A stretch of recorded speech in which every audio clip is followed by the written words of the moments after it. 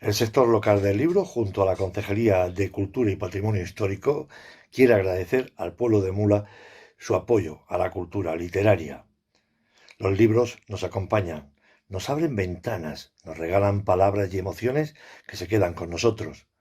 Por ello, escritores, periodistas, impresores, libreros, bibliotecarios, concejal de cultura y alcalde han realizado una lectura del cuento ganador del certamen de cuentos Ciudad de Mula 2006, titulado Gil, de Rubén Castillo Gallego.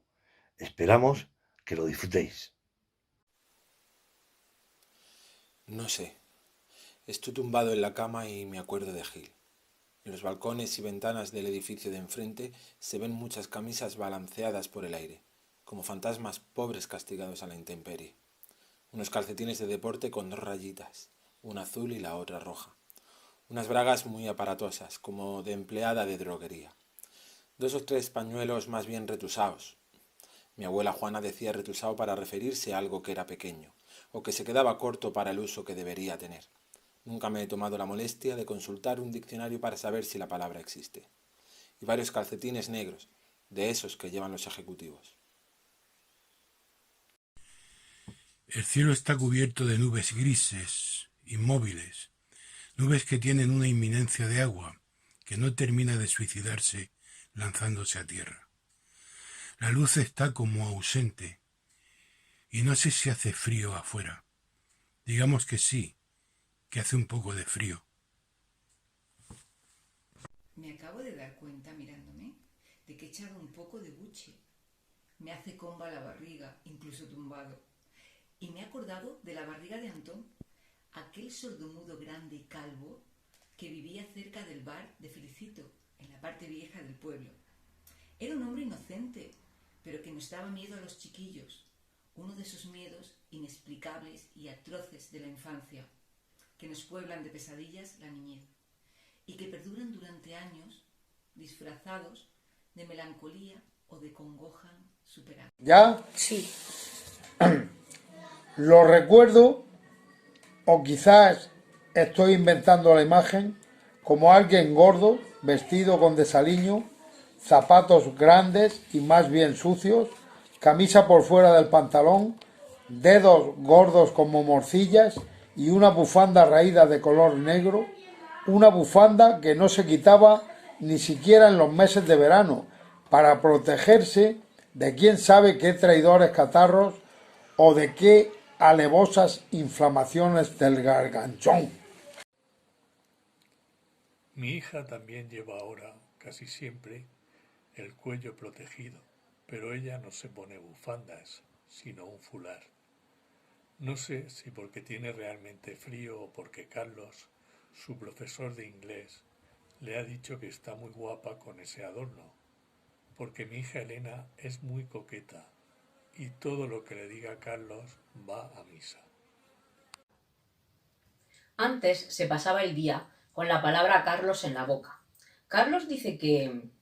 Carlos nos ha explicado que... Carlos nos ha puesto una película en la que... Carlos me ha puesto un 9. Hasta que su madre comenzó a mosquearse y le soltó que por qué mencionaba tanto al tío ese. Si es que estaba enamorada de él o algo por el estilo. Mi hija se enfadó porque está en una edad difícil. Eso es al menos lo que nos dijo el mes pasado una psicóloga que nos cobró carísimo. Aunque me quedé con la gana de preguntarle que qué edad no es difícil en la vida de una persona. Y dejó de mencionar a su profesor durante 2 o 3 semanas. Pero un día, sin venir a cuento, o tal vez porque yo era el único que no la agobiaba con preguntas sarcásticas ni le lanzaba miradas de burla, me regaló un póster de un amanecer o de un anochecer, con una sentencia en el idioma de William Shakespeare, y siguió poniéndose el fular. Yo le pregunté a mi hijo Tomás que cómo era el tal Carlos, y que qué edad tenía, pero apenas logré que se encogiera de hombros, sin apartar la mirada de su PlayStation. Un tipo corriente, dijo. Y añadió: «Mierda, me ha matado». Y yo negué varias veces con la cabeza y lo dejé por cosa perdida. Es lo que nos ha recomendado Ana, la orientadora del instituto, una mujer que bordea los 60 y que se parece a los muñequitos de la casa Pinipón, con los que jugaba Elena cuando aún dejaba que su madre le cepillara el pelo y la llamara cariño. Mi hija tiene perfil de princesa. Carlos tiene, me he informado, 35 años. Y lo más seguro es que afuera, definitivamente, sí que haga un poco de frío. Gil, en cambio, no parecía tener frío jamás. Gil era el borracho del pueblo donde viví mi infancia y la única persona con quien Antón parecía entenderse. Cuando el sordomudo gruñía una orden o lanzaba una protesta o formulaba un deseo, era siempre Gil el encargado de traducir a un idioma que los demás pudiesen entender los misteriosos vocablos que, de una forma inarticulada, habían salido del alma del pobre grandullón. Exhalaba el infeliz. Dice que quiere agua, farfullaba el otro, y que me pongáis a mí un vino. Y Antón decía que sí con la cabeza, como si hubiera entendido las dos peticiones y diera su conformidad a las mismas. Y ojo con contradecirlo. O con contradecir a Elena, porque entonces es peor. Si ella dice que la dejemos tranquila y que no está enamorada de Carlos y que nos metamos en nuestros asuntos, es mejor obedecer. Aunque eso no sirva para gran cosa, pues igualmente se mete en su habitación, se deja caer sobre la cama y se pone a llorar. O se coloca los cascos con el MP3 para que no podamos continuar la conversación. Y mientras, Tomás sigue con los ojos sumergidos en el fragor de la PlayStation. Joder, ahora me sale el pistolero de mierda este. Carmen, mi mujer, me recrimina con su espalda fugitiva que yo no esté haciendo lo que se supone que es mi obligación. Gil se bebe su vino en el territorio de los recuerdos. Y yo me tumbo en la cama. Y miro las camisas que se mueven, como seres vacíos de voluntad y de decisión y de futuro, en las ventanas de enfrente. Recordar es terrible, ahora lo sé. Recordar es fabricarse una muerte multiplicada. Delante de mí tengo la estantería, con los cachivaches que el tiempo ha ido depositando en ella.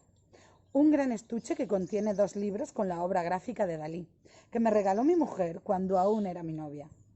Un despertador de mi hijo Tomás, aparatoso y de color cobre, parado en las 9 horas, 5 minutos y 22 segundos de un día ignorado pero lejanísimo. Una cinta de VHS con la película Ben-Hur, que ni he visto ni pienso ver, porque siempre me ha caído mal Charlton Heston. Un montón de carpetas llenas de facturas, ordenadas con escrúpulo inútil. Unos viejos apuntes de mi época de estudiante, que guardé por no sé qué razón, y que crían polvo y amarillez dentro de una bolsa de plástico. Una hucha metálica con dibujos del correcaminos.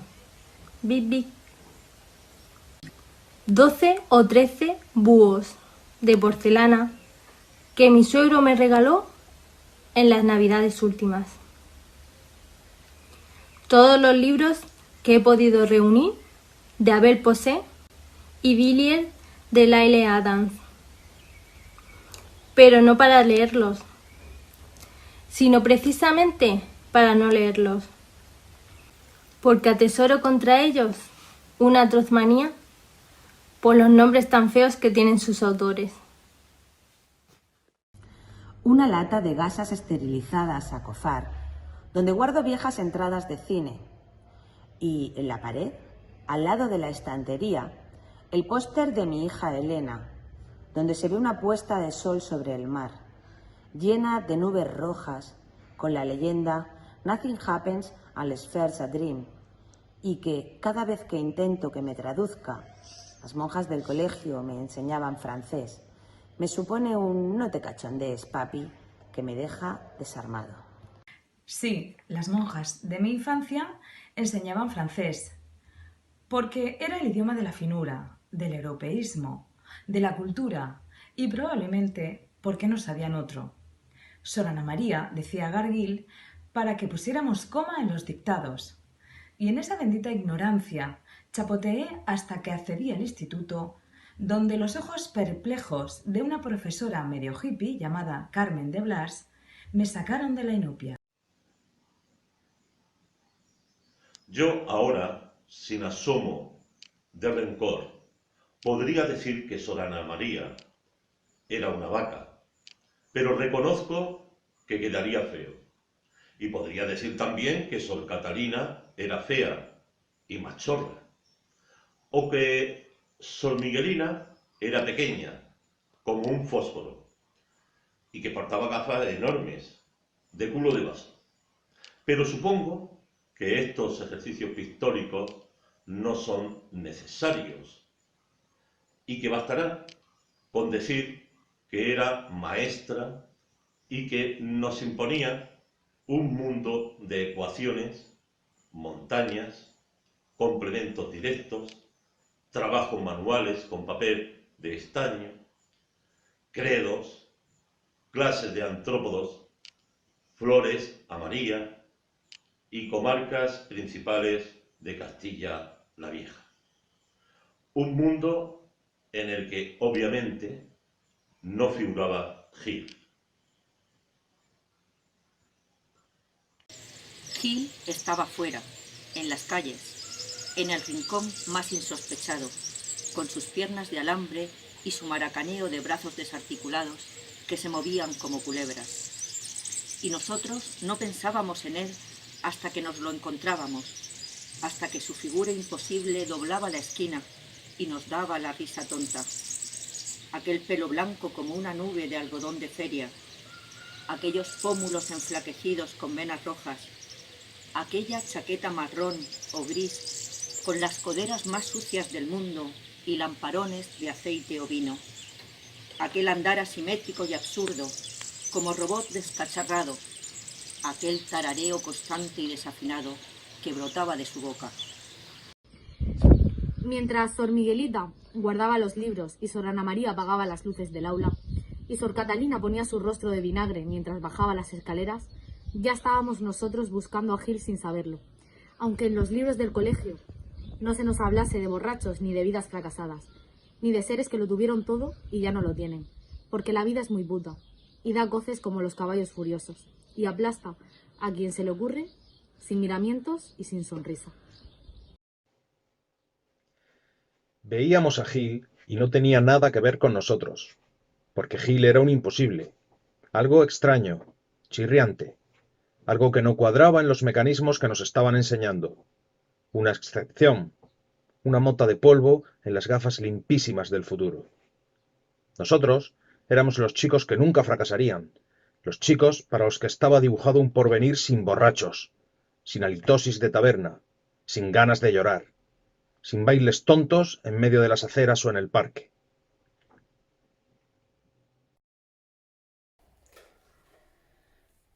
Estaba la vida saliendo al encuentro y no queríamos una chabola en Bilbao, ni concebíamos una casa con despertadores parados, ni con libros que amontonaríamos para no leer, ni con viejas entradas de cine que nos recordasen películas cuyos argumentos se cubrieron de polvo en la memoria, ni con huchas que no se llenaron con la moneda estúpida de nuestros sueños. Nuestras hijas, que serían dulces como princesas, nunca se enamorarían de su profesor de inglés, y podríamos hablar con nuestros hijos sobre el Real Madrid o sobre chicas. Seríamos unos padres tolerantes, dispuestos siempre al diálogo. Gil borraba las calles rectas con sus andares curvos, y nosotros nos reíamos, sin saber que ese aire ondulado nos diseñaba, sin que lo supiéramos, el porvenir, que iba a ser una notaría o un registro de la propiedad, y que se ha quedado en algo más estrecho, más inmediato, más tibio. Siempre se queda en algo más estrecho, más inmediato, más tibio. Se queda en un taxi, en una cocina con cacerolas medio desportilladas, en una hija que de pronto se entusiasma con un idioma extranjero, en un hijo que recarga sus armas láser en la estación Omega, en una mujer que se anestesia de silencio y que no entiende nada y llora mucho. A veces me acuerdo de cuando se murió el bebé de Antonio y Mati, que había nacido con el corazón defectuoso, y al que durante 30 días estuvieron mimando en el hospital y alimentando con una sonda por donde bajaba la leche, que luego la criatura vomitaba por la nariz y por la boca, mientras Mati lloraba con los ojos muy negros y con mucho revuelo de enfermeras alrededor. Y me acuerdo de aquel colorete que le pusieron en las mejillas y en los labios para exponerlo. Exponerlo, qué palabra más atroz para definir el cadáver de un niño, en su cunita triste del tanatorio. Y pienso en mi hija escuchando música con el MP3, mientras mueren mercenarios en una pantalla de PlayStation. Y Carlos se prepara su lección de inglés, y las camisas siguen lanzándome mensajes de mangas movidas por el viento. Y Gil mueve sus piernas fofas por las calles de mi infancia, zigzagueante de vino, huérfano de ilusiones, con su novia rica que no le hizo caso y que lo dejó sin futuro. Y mi cuerpo sigue tumbado en la cama mientras los libros de Abel Posé y de Villiers de Isle Adam siguen pregonando inútilmente bogavantes, bocas de tigre, amantes de Toledo y las historias del Dr. Halidon Hill. Porque Gil, no lo he dicho antes, pero lo digo ahora cuando acabo de recordarlo, tuvo una novia rica. O eso era al menos lo que pregonó durante meses o décadas. El tiempo es sumamente difícil de medir para los niños. Afirmaba que había sido un hombre cabal, trabajador y honrado, y afirmaba que la hija única de un empresario conservero se había fijado en él y había admitido sus palabras y su presencia. Y afirmaba que estuvieron incluso hablando de boda. Pero cada vez que se le preguntaba qué ocurrió para que produjese la ruptura, ¿por qué no llegó a un buen puerto aquella increíble historia mágica o novelesca? Gil se encogía de hombros, eructaba una burbuja de aire peleón que le subía por el cañote y comenzaba a tararear con múltiples gallos, una tonada irreconocible llena de quejidos, pasos de baile a mitad de camino entre el arte y el esperpento, y algunos zapateados que a Fred Astaire le hubieran provocado arcadas. Mi hija no zapatea. Mi hija Elena solamente se mueve como una hurí a la que hubiesen adiestrado las mejores danzarinas del orbe. Ya lo hacía desde muy pequeña. Escuchaba canciones y movía las caderas, las manos y el cuello, con felicidad de humo o de cisne. Elena era hermosa cuando bailaba, cuando se ponía tan pequeñita delante de su madre y delante de mí, y nos provocaba sonrisas orgullosas, por el modo en que aleteaba con sus manos o movía sus caderas de princesita, de fresa y calcetines. Aprender inglés para entenderme con ella, y que jamás tendría barriga ni estaría tumbado en la cama, oyendo pasar el tiempo y acordándome de cuando mi hijo era pequeño y más rubio que ahora, de qué bonitos tenía los labios y cómo masticaba muy despacito, sin abrirlos, poniendo la boca redondita y tierna, acordándome de cuando Carmen, antes de que nacieran Elena y Tomás, me preguntaba qué jersey y qué falda le quedaba mejor, y sonriendo porque íbamos a salir al cine, y acordándome de las mejillas artificiales del bebé de Antonio y Mati.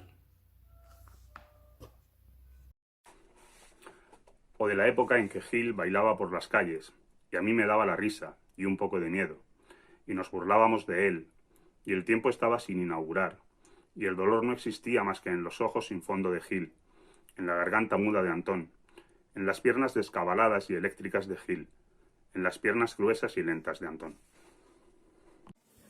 Ahora, a veces, cuando hace viento, al otro lado de la ventana, me da por buscar palabras en el diccionario. Lo cojo de la estantería, me siento en mi despacho y mientras mi mujer trajina en la cocina, o mi hijo se va dando un portazo, o Elena escucha música siempre demasiado alta, yo busco palabras al azar, palabras que se encienden sin sentido en mi cabeza, como chispas de fósforo, hoja, ladrillo, melancolía, estuario, Gil. Y las palabras acuden y se explican con palabras, como el viento se explica a sí mismo con la velocidad, mientras mueve las camisas en la ventana que hay enfrente. Y la camisa agita sus mangas, y me saluda o me despide, mientras yo descubro el significado de caliginoso, de estertor o de nictálope, palabras que no entiendo en mi idioma, como tampoco entiendo la de otros idiomas. Nothing happens unless first and dream. Y si no entiendo las palabras, lo más normal es que tampoco entienda a Elena, ni entienda cómo romper esas barreras que se han interpuesto entre nosotros, y no entienda el ruido de las sartenes en la cocina, ni el ruido que hace mi vida alejándose, mientras mi barriga sigue creciendo, y la cama soporta mi languidez horizontal, y mi hijo mata rebeldes en las selvas de Mozambique o extraterrestres perversos y azules en el mar de la tranquilidad, entre gruñidos y pulsiones epilépticas. El ayer es la sustancia de la que estamos hechos. Yo no soy el taxista que seré dentro de media hora, cuando me ponga la chaqueta y salga a la calle. Yo soy Gil en los recovecos de mi memoria. Soy Antón gruñendo. Soy monjas recitando tablas de multiplicar y diciendo garguil y recomendándonos la oración, y dejando en nuestras manos los libros más ñoños de Martín Vigil, y previniéndonos contra los pecados de la carne. Yo no sé dónde acabaría muriéndose Gil, ni dónde estará enterrado Antón. Ambos tenían la edad suficiente y el suficiente quebranto de salud como para haber entregado ya las almas. Pero en ocasiones, cuando hace viento y estoy tumbado en la cama, pensando en los años que se fueron y ya no tendré más, me acuerdo con escalofrío de mis risas infantiles, del modo absurdo en que me burlé de Gil y de sus brazos autónomos y embriagados, y de su felicidad vicaria o torpe, y me dan ganas de apretar muy fuerte los párpados y de llorar despacio. ¿Cómo lloran los hombres que se descubren vacíos en los espejos? ¿O cómo lloran las niñas que padecen un amor imposible? ¿O cómo lloran siempre las mujeres que guardan silencio en la cocina, mientras sus maridos lloran lágrimas horizontales y sus hijas ejecutan danzas invisibles para alguien que nunca las mirará, porque sus ojos pronuncian otro idioma? Y sigue sonando el viento, que despeina la cabeza de algodón sucio de Gil, y mueve las camisas huecas, y los calcetines deshabitados, y las horas siguen, y la vida sigue, y hace frío afuera.